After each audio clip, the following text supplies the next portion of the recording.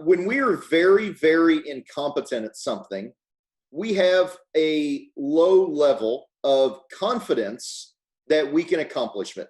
Let's call it the hand-holding honeymoon period, right? As our competence increases just a little bit, right? I mean, we got this first line here. This is like we stayed at the Holiday Inn Express right here. That's what this line is. This is, we read a book, we went to a weekend seminar, and all of a sudden we were incompetent. Now we read a book, we watched a movie, we got on YouTube, and now all of a sudden we have a spike of confidence that we can actually do whatever it said we're going to do, right? And it's also called the cliff of confusion, because all of a sudden, I told my dad when I turned about 30, I said, Dad, you were really dumb until I turned about 25. And then you got really smart all of a sudden. What happened? And it was kind of my cliff of confusion. I thought when I was 21, I had it all figured out and I was really smart. And it turned out old Dad had some good ideas after all.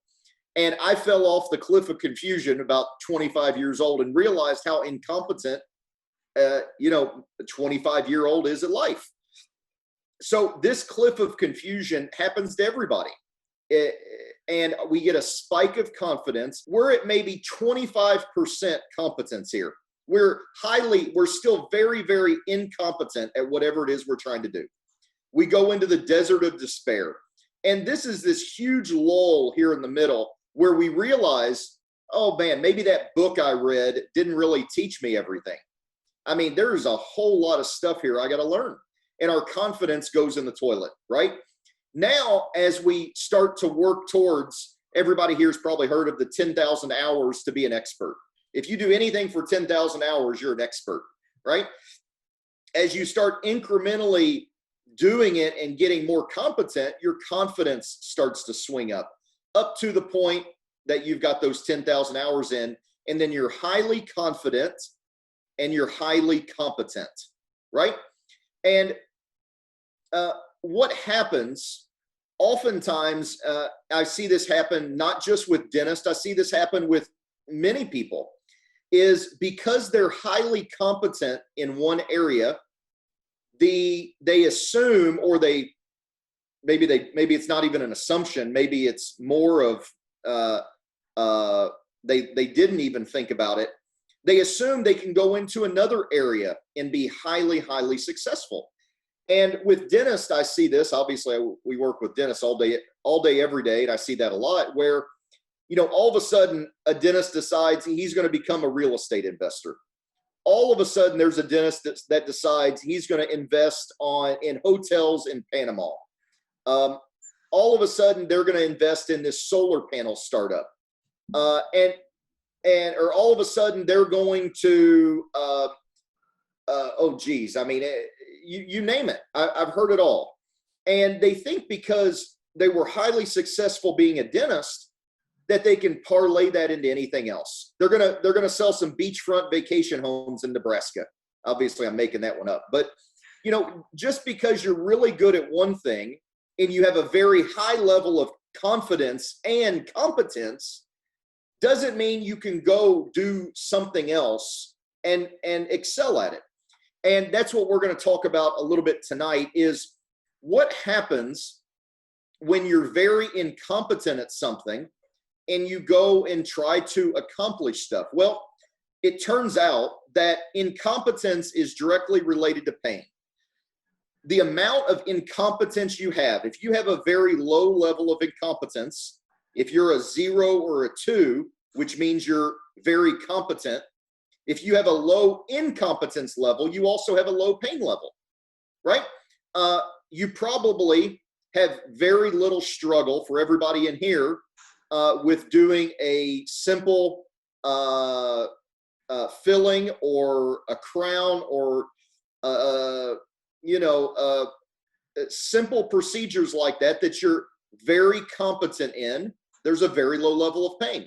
Now, if I took a poll right now and said, who's comfortable doing an immediate load all on 4 double jaw surgery, and you're going to have it done by noon today, or by noon tomorrow, Some of you might say, man, that's what I do every day, and I'm very competent. I have a low level of pain. Others of you might say, oh, geez, I don't think I could do that. I'm pretty incompetent. And if you tried to do that, there would be a very high level of pain coming out of that for you. So incompetence and pain can be directly correlated. And the reality is most dentists, when we're looking at the problems that cause the pains that they have, there's only a handful, right? The problems that dentists are facing are very finite. Lack of consistent new patients, not enough profits, not enough cash, poor performance from your team.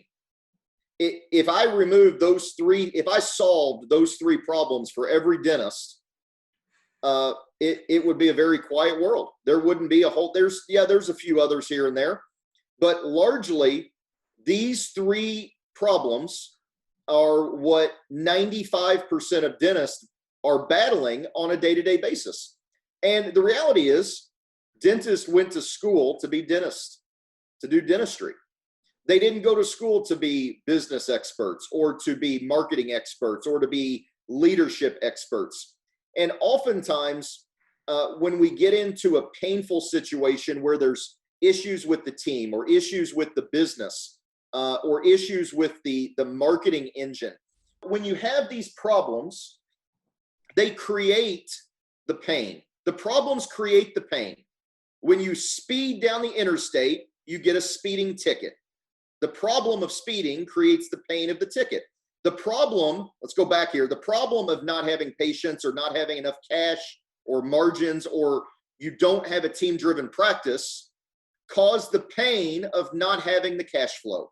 You don't have the ability to reinvest in your practice. You don't have the ability to go out and buy the equipment or take the vacations or send your kids to the private schools or buy the new McLaren 720 that you've been eyeing for the last year. And I had a doctor just buy one and he was elated about it. So 720, those big long boat tail things. David, have you seen those? Yeah. He sent me a picture. Oh, yeah. That's pretty cool. Oh, yeah. Yeah. So when you don't have the cash flow and ability, you can't buy those things, whether it's for yourself or your family, whether it's taking your team on a vacation because they did great, or your practice, reinvesting in future growth. If you've got a B player, C player team and you don't have a team-driven practice, the pain that manifests itself is low morale and poor culture. If you didn't like where your overhead was at, if you were paying 30 or 35 or 40% of your collections, I don't care about your production. Throw your production out the door. All that matters is what you collect. If you're paying over 25% of your collections to your team, that's associates, team members, benefits, insurance, bonuses, everything, all fully loaded out the door, more than 25%, there's a little bit of extra there around the waistline, so to speak.